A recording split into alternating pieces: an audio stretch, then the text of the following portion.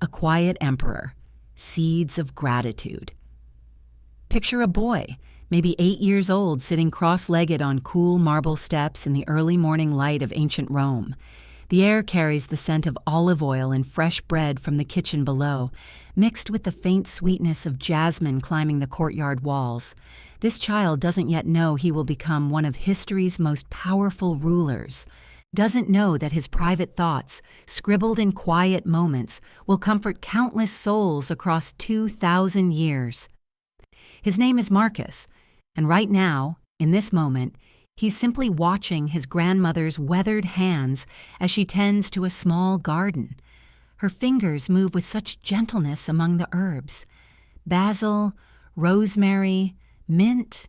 She hums softly, an old melody her own grandmother taught her, and Marcus finds himself memorizing not just the tune, but the way her voice wavers slightly on the higher notes. "Come here, little philosopher," she calls to him, though he hasn't yet earned that title. She doesn't know she's speaking to a future emperor. She only knows this boy who asks endless questions and listens with unusual intensity when adults speak. Marcus rises and pads across the stones, still warm from yesterday's sun. His grandmother's hands smell like earth and herbs when she cups his face. "See how the mint spreads?" she whispers. "It doesn't push the other plants away. It simply grows where there's space, and somehow, everything flourishes together." He doesn't understand yet that this will become one of his core beliefs about humanity. Right now, he just nods and breathes in the green, living scent of her small sanctuary.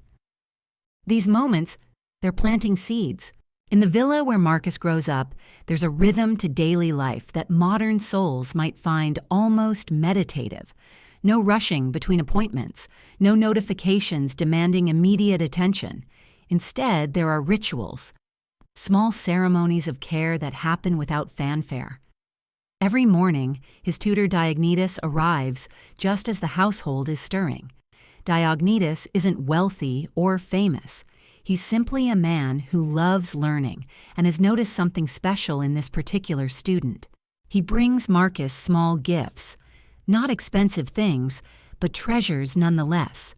A smooth stone from the riverbank, a scroll containing a poem, once memorably a tiny bird's nest that had fallen from a tree, perfectly intact.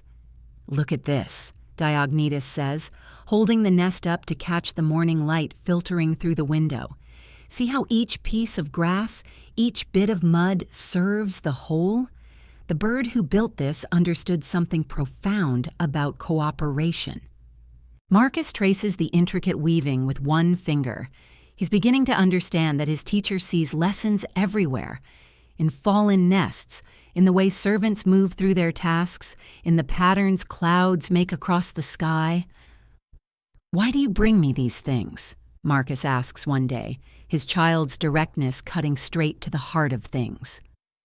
Diognetus pauses in his unpacking of scrolls. "Because you notice them," he says simply. "Most people walk past a bird's nest. You stop and wonder how it came to be. That wondering, it's precious." Something warm spreads through Marcus's chest. He's being seen, truly seen. Not for what he might become, but for who he is right now, in this moment. The household slaves move through their daily tasks with a dignity that Marcus observes but doesn't yet fully understand. There's Claudia, who helps in the kitchen and always saves him the best piece of honeyed bread. She has a daughter his age who lives in the slave quarters, and sometimes Marcus catches glimpses of the tender way Claudia braids the girl's hair each morning. One afternoon, Marcus finds Claudia crying quietly as she kneads dough for the evening meal. Her tears drop into the mixture, and she quickly wipes her eyes when she notices him watching. "What's wrong?" he asks, climbing onto a stool beside the wooden counter. "My daughter has a fever," Claudia whispers. "I'm worried, that's all." Marcus disappears for a few minutes and returns with a small clay figure, a horse he'd been carving with his tutor. It's not finished, still rough around the edges, but he places it gently in Claudia's flower-dusted palm. "For her," he says, "when she feels better." Claudia's eyes fill again, but this time with something that looks like gratitude mixed with surprise. "You're kind, young master." But Marcus shakes his head. "You're kind. You always give me the best bread. I just wanted to give something back."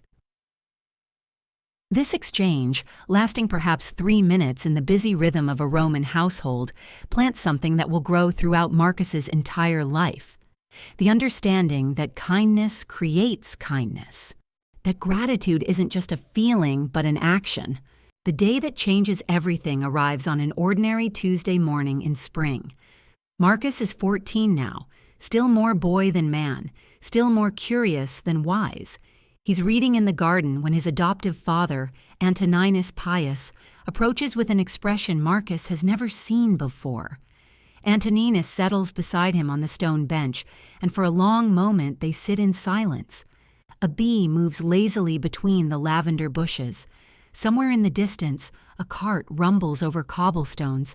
"The Emperor Hadrian is dead," Antoninus says quietly. Marcus nods. He'd known this day was coming. Hadrian had been ill for months.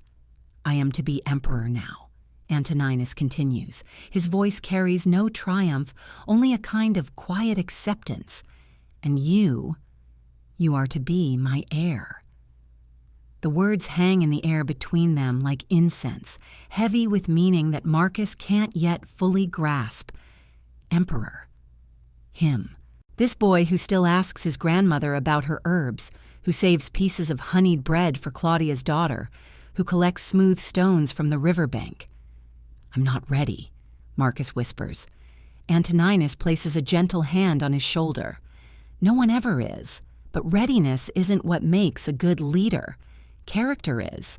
And you, my son, you notice things.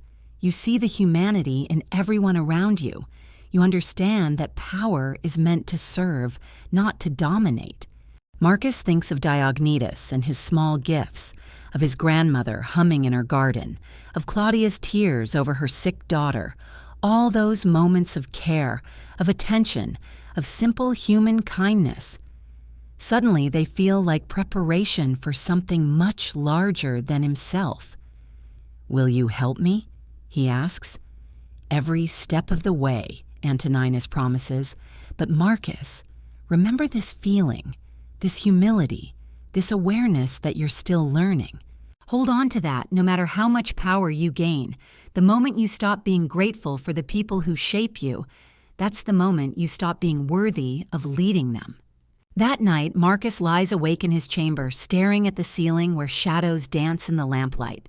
Tomorrow, his life will begin moving towards something unimaginable. He will study statecraft and military strategy. He will learn to make decisions that affect millions of lives. He will become Marcus Aurelius, philosopher emperor, one of the most powerful men who ever lived. But tonight, he's still just Marcus. Still the boy who notices birds' nests and saves bread for friends and asks his grandmother about her garden. He thinks about all the hands that have shaped him. Diognetus with his patient teaching, Claudia with her quiet dignity, his grandmother with her gentle wisdom, Antoninus with his steady guidance. So many people giving pieces of themselves to help him grow. A feeling rises in his chest, warm and expansive, and somehow both humbling and strengthening at once. It's gratitude, though he doesn't yet have words for what he's experiencing. It's the recognition that he is not self-made, that every good thing in him has been planted by someone else's care. This feeling, this recognition, it will become the foundation of everything he writes, everything he believes, everything he becomes. But for now, it's simply a warmth in a boy's chest as he drifts toward sleep, surrounded by the quiet sounds of a household at rest. In the distance, a nightbird calls once, twice, and then silence settles over the eternal city like a gentle hand. The Influence of Mentors, Stoic Foundations. Years pass like pages turning in a scroll, and that boy who once felt the weight of destiny settling on his shoulders has grown into a young man of remarkable promise. Marcus Aurelius stands now at 18, no longer the curious child wandering the gardens of his family's villa, but not yet the emperor he will become. He exists in that liminal space of early adulthood, where the mind hungers for wisdom and the heart still remembers what it feels like to wonder. The morning light filters through the columns of the portico where he waits, shifting his weight from foot to foot. Today, he will meet the man who will shape his thinking more than any other. Junius Rusticus, the stoic philosopher whose reputation precedes him like the scent of rain before a storm.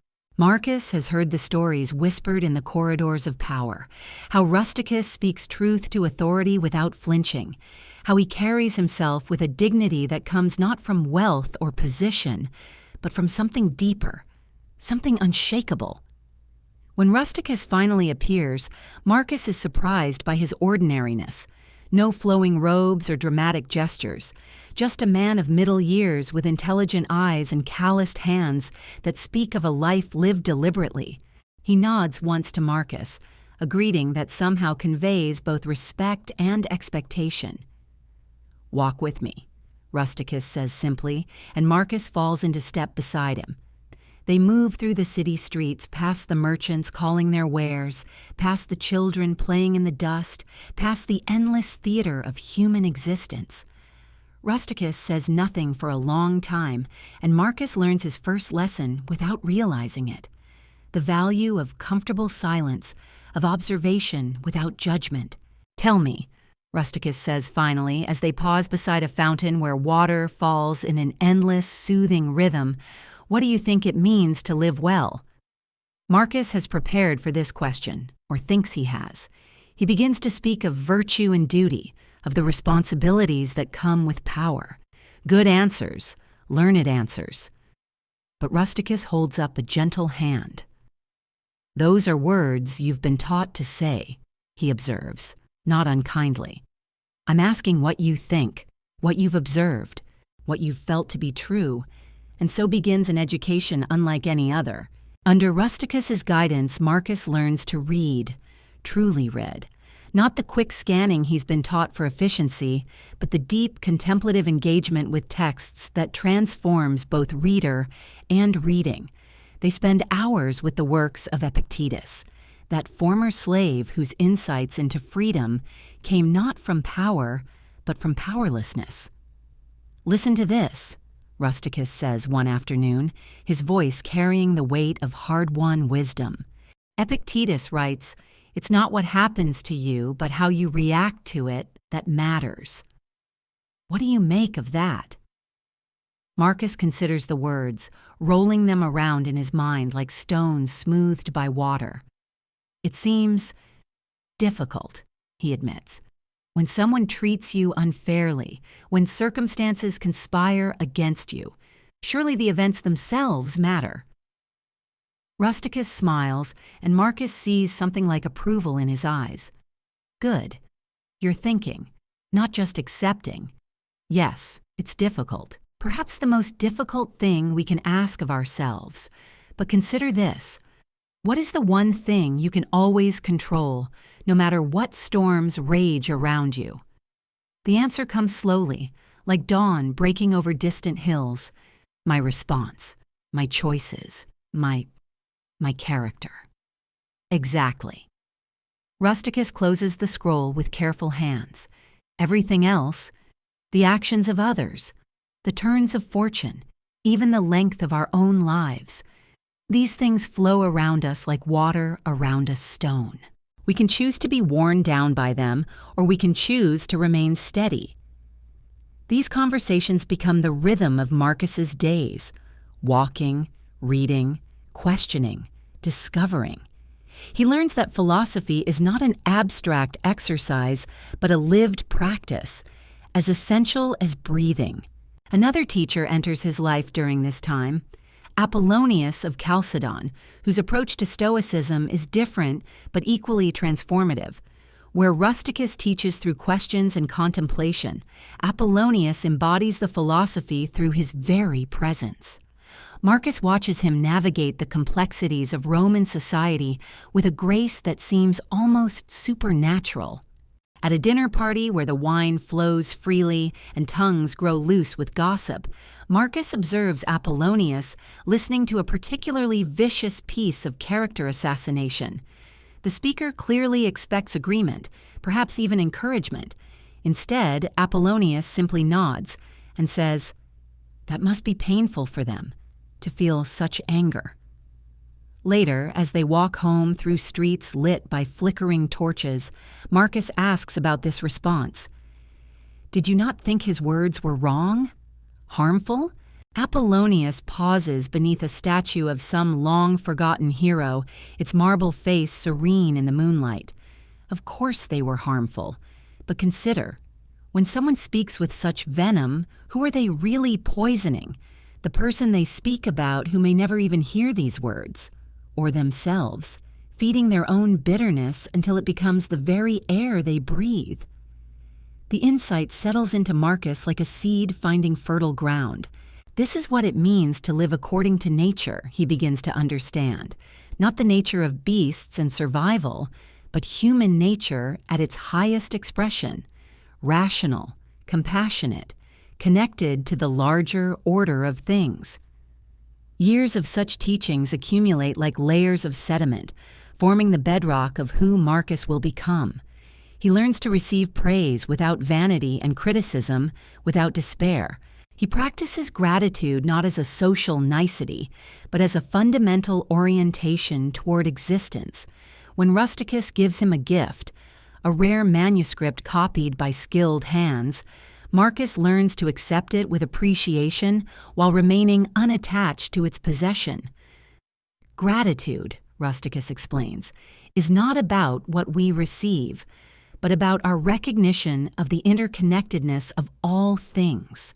This manuscript exists because of the author who wrote it, the scribe who copied it, the merchants who transported it, the animals whose skins became parchment. When you read it, you participate in a conversation that spans generations. These lessons will echo through the pages Marcus himself will one day write. In his private journals, later called Meditations, he will remember his teachers with deep affection. From Rusticus, he will write, "I learned to read carefully and not to be satisfied with a superficial understanding, and not to be sidetracked by rhetoric."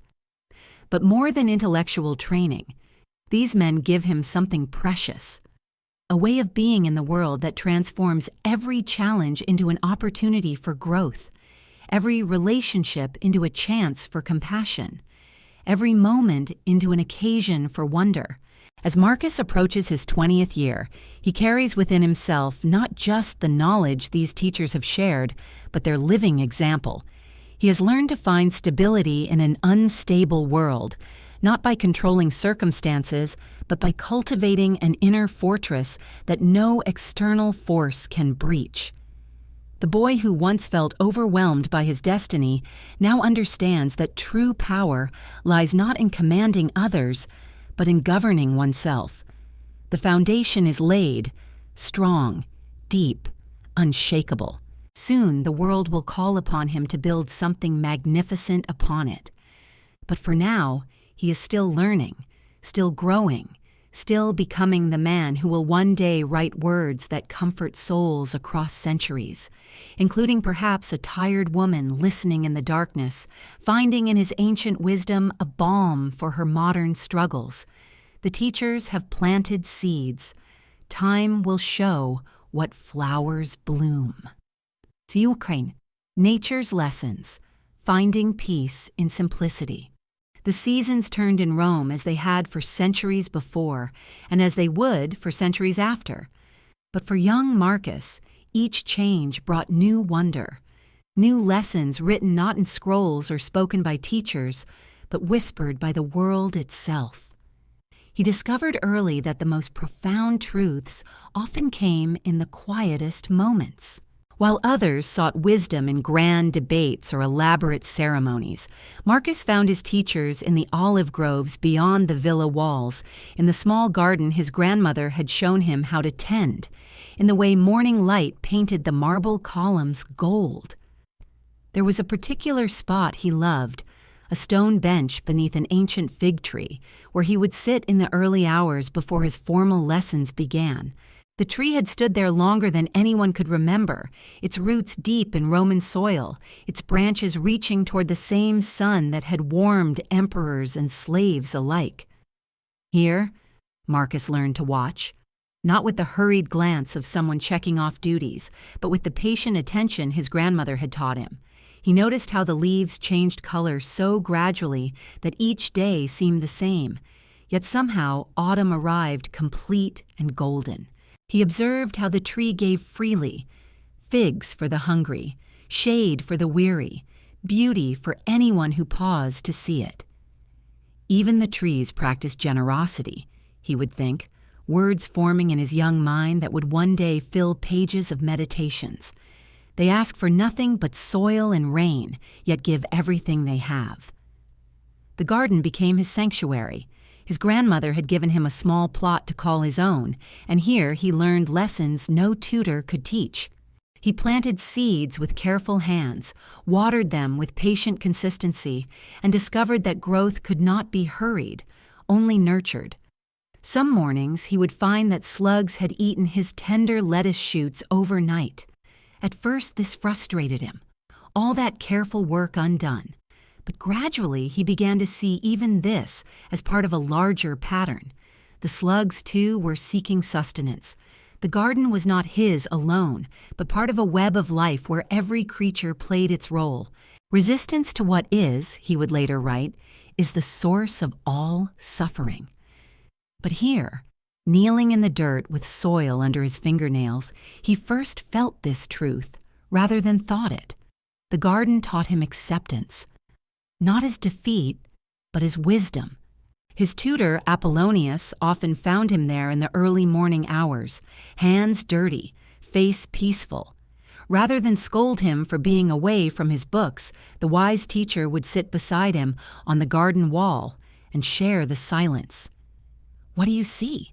Apollonius would ask, not looking for a quick answer but inviting deeper observation. Marcus learned to really look, at the way water beaded on cabbage leaves after rain, at how the bees moved with such purposeful efficiency from flower to flower, at the patient way the earth received whatever fell upon it. Seeds, rain, leaves, footsteps, all welcomed, all transformed into something new. "The earth never complains," Marcus observed one morning, his voice soft with wonder. "It accepts everything we give it and somehow makes it beautiful." Apollonius smiled. And what might we learn from this? The boy considered, watching an ant carry a crumb twice its size along a well-worn path. That accepting what comes doesn't make us weak. It makes us like the earth, strong enough to transform anything into something good. These garden lessons seeped into everything. When his formal studies grew challenging, Marcus remembered the patience required for seeds to sprout. When other children mocked his serious nature, he thought of how the fig tree stood unmoved by wind, its roots too deep to be shaken by surface storms. He began to notice beauty everywhere, in the way shadows moved across marble floors, in the sound of fountain water finding its level, in the determined way small flowers pushed through cracks in ancient stones. Rome, with all its grandeur and noise, revealed itself as part of nature, too. Humans building and striving and creating, just as birds built nests and rivers carved canyons. One autumn evening, as golden light slanted through the olive groves, Marcus walked with his grandmother among the trees. The harvest was finished, and the grove had a peaceful, satisfied feeling. The contentment of work completed, of purpose fulfilled. "Grandmother," he said, his voice carrying the thoughtfulness that was becoming his trademark, "why do the trees seem so happy? They've given away all their fruit. They have nothing left. She paused beside an ancient olive tree, its trunk gnarled and silver in the fading light. Her weathered hand rested gently on its bark. Perhaps, she said, they understand something we often forget, that giving away what we have doesn't make us empty. It makes us ready to receive what comes next. Marcus touched the tree's bark, feeling its rough texture, its solid presence. The tree isn't sad that the olives are gone? Look closer, she suggested. What do you see? He studied the branches more carefully and gasped with delight. There, among the silver-green leaves, he could see the tiny beginnings of next year's buds.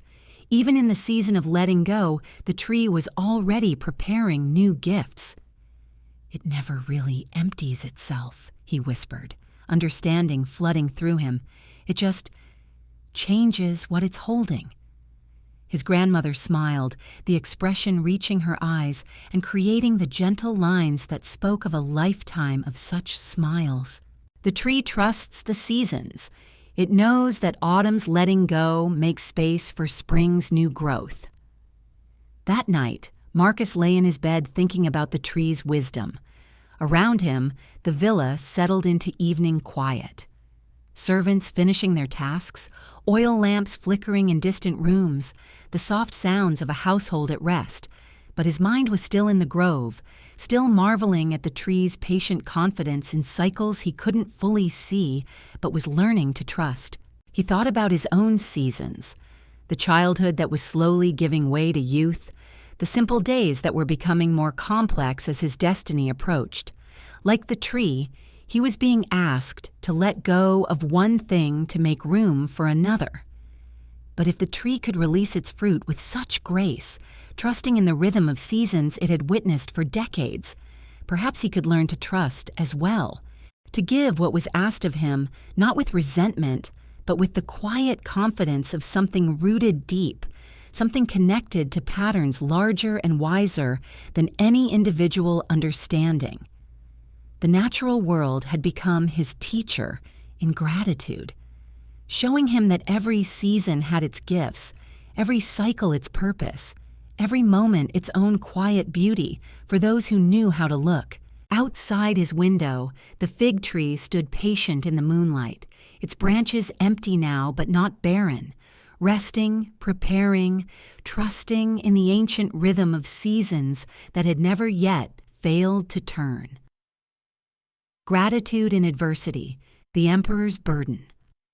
The years that followed would test every lesson that young Marcus had learned, every principle he had absorbed from teachers and trees alike. For the weight of empire, as he would discover, was unlike any burden described in philosophy books. When Marcus Aurelius finally ascended to the throne, Rome was not the peaceful realm his tutors had prepared him to govern. The empire stretched thin across vast territories, its borders pressed by restless tribes, its cities threatened by plague, its people hungry for leadership that could hold the center when everything seemed to be falling apart. And so the philosopher-emperor found himself not in quiet gardens contemplating wisdom, but on battlefields along the Danube, in council chambers thick with political intrigue, in his private quarters late at night, writing by lamplight as he struggled to make sense of it all. It was during these darkest years that his true education in gratitude began. Picture him now, no longer the curious boy with dirt under his fingernails from tending plants, but a man in his 40s, graying at the temples, carrying the weight of millions of lives on his shoulders. The Antonine Plague had swept through the empire like wildfire, taking soldiers, civilians, children. The Germanic tribes pressed relentlessly against the northern borders. Senate meetings stretched long into the night, filled with voices demanding action, resources, answers he wasn't sure he possessed. Yet it was precisely in these moments of overwhelming pressure that Marcus reached for the practices his teachers had given him, not as abstract philosophy now, but as lifelines in a storm that threatened to sweep away everything he held dear. In his tent during the Marco-Manic Wars, by the light of a single oil lamp, he would write. These weren't proclamations or military strategies, but private conversations with his own soul.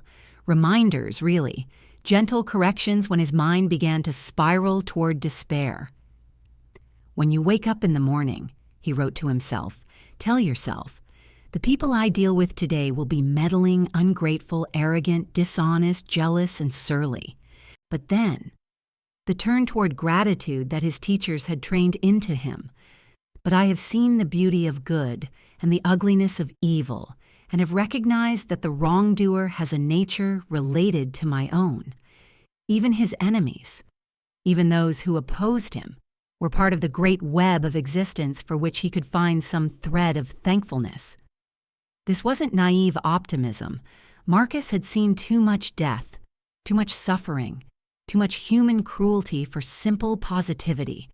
This was something deeper, a practiced discipline of finding light even when darkness seemed absolute.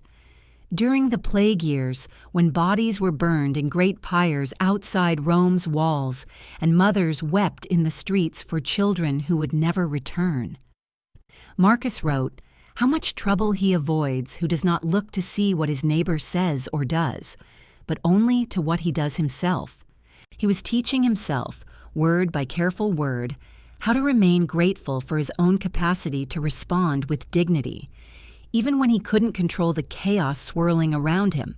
There were nights, his private writings reveal, when the weight felt unbearable, when the reports from the front lines were too grim, when the death tolls too high, when the political pressures threatened to crack even his philosophical composure. In those moments, he would return to the simplest practices, the ones that connected him back to that boy in the garden, learning patience from fig trees.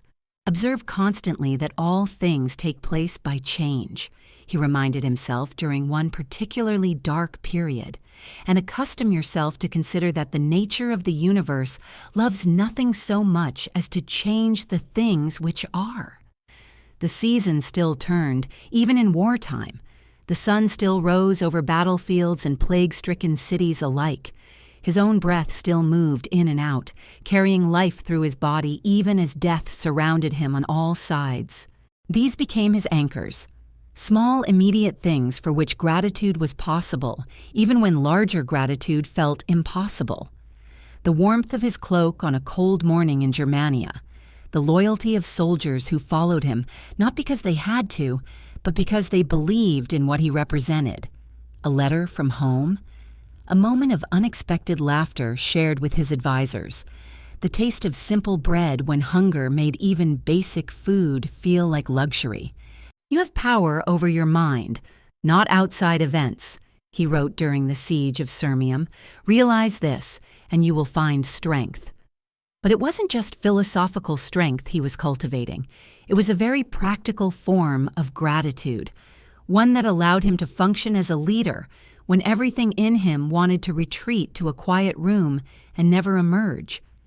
He began to see his challenges not as punishments or cosmic mistakes, but as opportunities to practice everything his teachers had tried to give him. The wars became a classroom for patience. The political intrigue became training in discernment. The plague became a teacher of compassion, showing him how precious and fragile every human life truly was. "What brings no benefit to the hive can bring none to the bee," he wrote, thinking of his people, his empire, his role in the great web of existence that extended far beyond his own comfort or convenience. Even his suffering, especially his suffering, could be transformed into something useful. Not because suffering was good, but because his response to it could serve something larger than himself. In his private moments away from the demands of empire, Marcus would sometimes return to practices from his youth. He would step outside his tent and look up at the stars. The same stars that had shone over his grandmother's garden, over his first philosophy lessons, over every human being who had ever lived and struggled and wondered about their place in the great mystery. Constantly regard the universe as one living being, having one substance and one soul, he wrote. Observe how all things have reference to one perception, the perception of this one living being. This wasn't abstract metaphysics anymore. It was survival strategy, a way of remembering that his personal struggles, however overwhelming they felt, were part of something vast and interconnected and ultimately meaningful.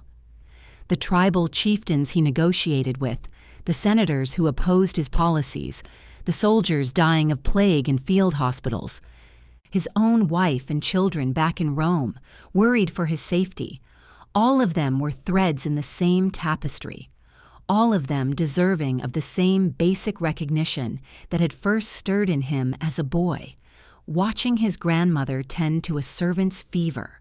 Perhaps most remarkably, Marcus began to feel grateful for the difficulties themselves, not because he enjoyed suffering, but because adversity had taught him things about his own character that comfort never could have revealed. "The universes change. Our life is what our thoughts make it," he wrote. And gradually, through years of practice, his thoughts had become something he could trust, even in the darkest hours. He had learned to find the gift hidden in every challenge, the lesson embedded in every loss, the opportunity for growth that existed even in the midst of grief and disappointment and overwhelming responsibility. This was gratitude refined by fire, tested by real hardship, proven in the crucible of leadership during some of the most difficult years in Roman history. And somehow, impossibly, it held.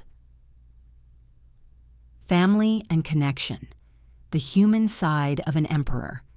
And it held because it was not built on philosophy alone, but on the foundation of human connection that had shaped him from the very beginning.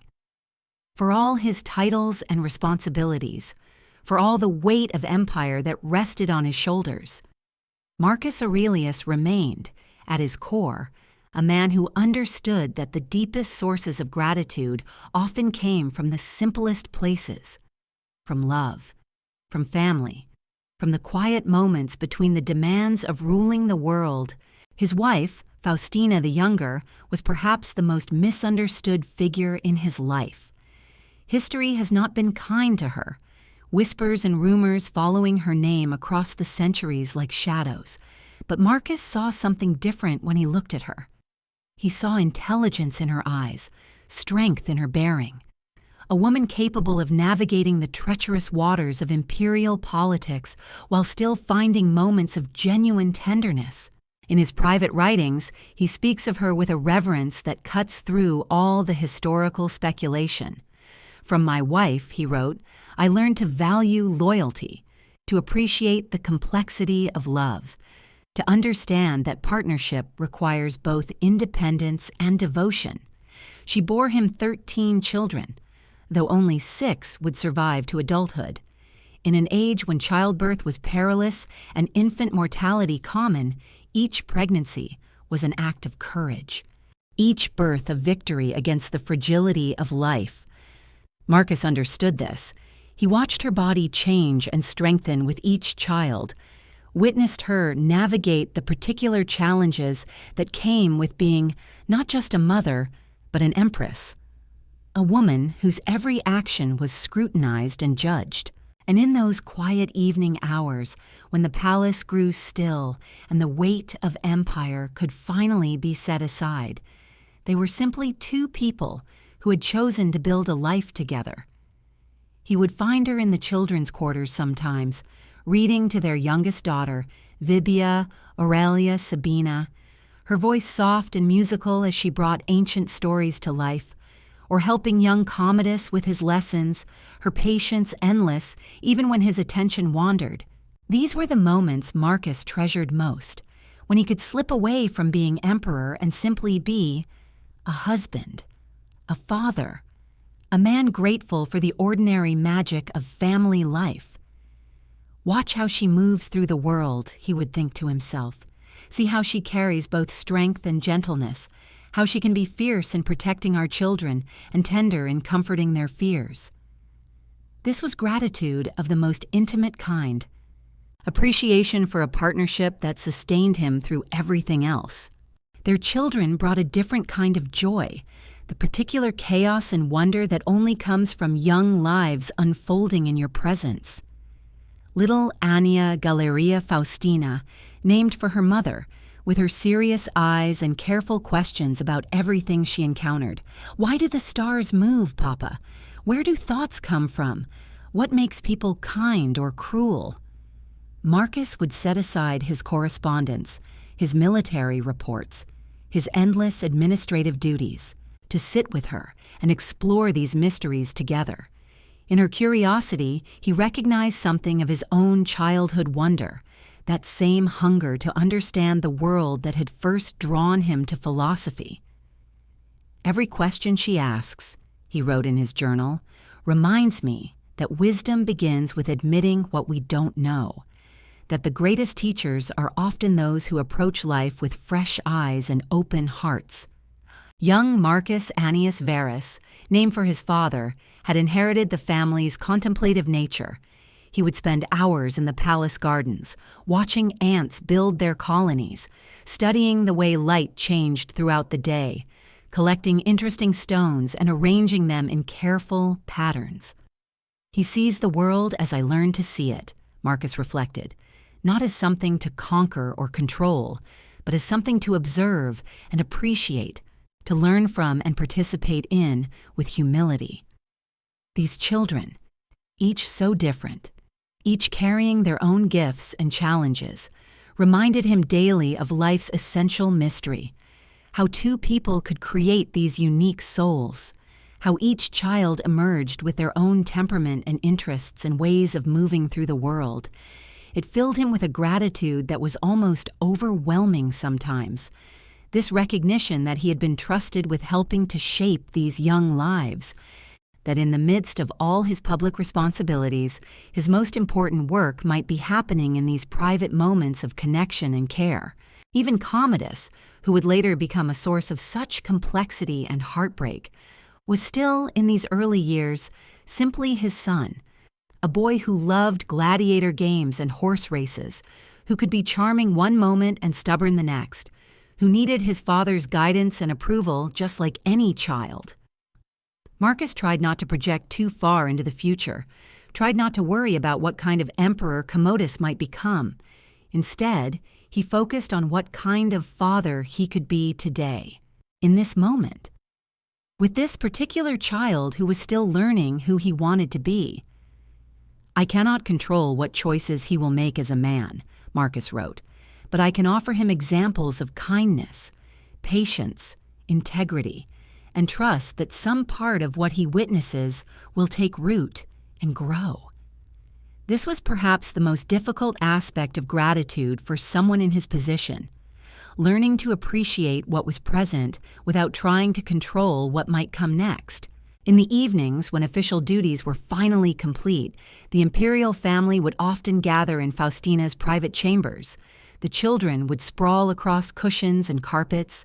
Faustina would work on her embroidery or correspondence, and Marcus would read aloud from whatever book had captured his attention. Sometimes it was Homer, the ancient stories of heroes and journeys that never seemed to lose their power.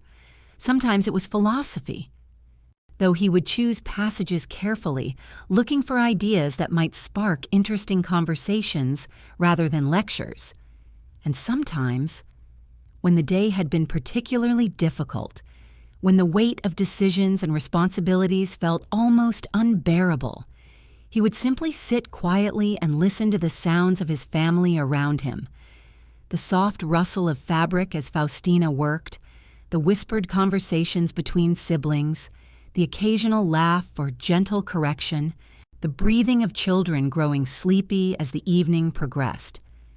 These sounds became a kind of meditation for him, a reminder that beneath all the complexity of ruling an empire, life continued in its most essential forms.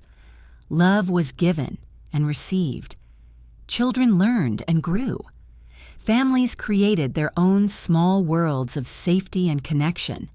"This is what I am really protecting," he would think to himself during those peaceful moments, "not just the borders of Rome or the stability of government, but this, The possibility for families everywhere to gather like this, to know this kind of simple contentment, to experience the gratitude that comes from being truly seen and loved. It was a gratitude that expanded outward, from appreciation for his own family to recognition of the countless other families throughout the empire who deserve the same opportunities for connection and peace. And in that expansion, his personal joy became something larger, a responsibility and a gift that would sustain him through whatever challenges lay ahead. A legacy of gratitude, reflections, and rest. And perhaps this is what made Marcus Aurelius's philosophy so enduring. This understanding that gratitude begins in the intimate spaces of our lives and then radiates outward, touching everything we encounter. His personal joy became a template for how he approached his empire, not as a distant ruler imposing his will, but as someone who had experienced deep connection and wanted to create the conditions for others to experience it too. The writings he left behind, those private reflections that became the meditations, they carry this same quality of intimate gratitude expanded into universal wisdom. When he wrote to himself about being thankful for difficult people because they taught him patience, when he reminded himself to notice the beauty in everyday things, when he practiced seeing setbacks as opportunities for growth, he was creating a roadmap that would guide seekers for centuries to come. And what a gift this has been, to have these thoughts preserved, these midnight wrestlings with gratitude and meaning that he never intended for anyone else to read. There's something so honest about them, so unpolished and real. Like overhearing someone's most authentic conversation with themselves about how to live well, you can almost picture him, late at night in his tent during those long military campaigns, writing by lamplight, working through his thoughts about the day, reminding himself to be grateful even when everything felt difficult. These weren't grand proclamations meant for history. They were the quiet work of someone trying to stay connected to what mattered most. And in that quiet work, in those private moments of reflection and gratitude, he was creating something that would outlast all the monuments and military victories. He was creating a way of being that could be passed down, person to person, heart to heart, across centuries and cultures. The remarkable thing is how relevant his insights remain, how a Roman emperor's private thoughts about gratitude can speak so directly to our own lives.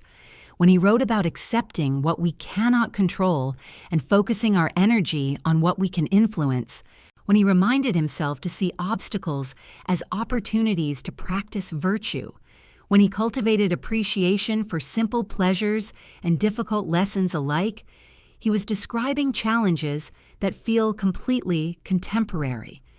Because the human heart hasn't changed that much, has it?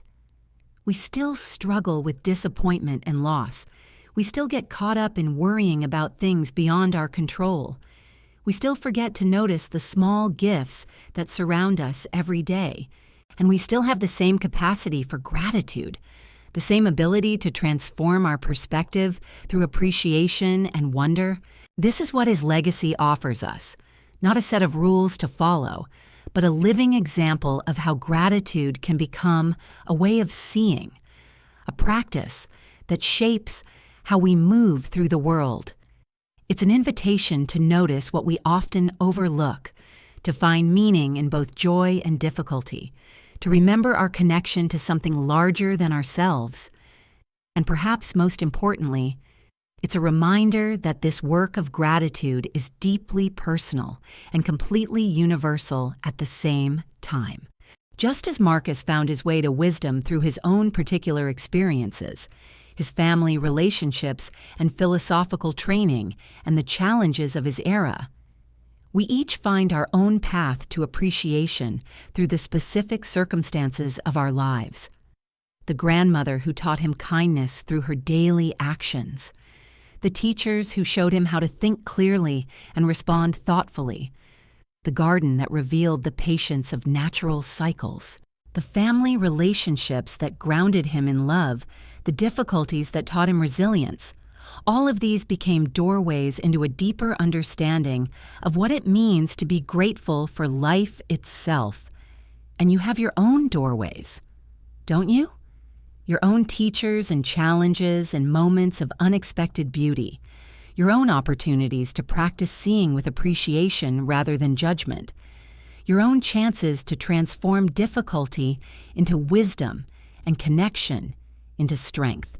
Maybe it's the friend who listens without trying to fix, the stranger who offers unexpected kindness, the quiet moments when you remember what really matters. Maybe it's the way morning light falls across your room, or the sound of rain that helps you sleep, or the feeling of finally understanding something that had puzzled you for a long time.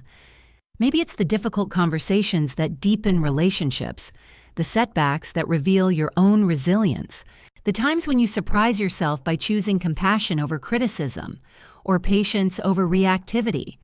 All of these can become part of your practice, your own way of cultivating the kind of gratitude that Marcus wrote about, the appreciation that transforms both the person who feels it and the world they touch.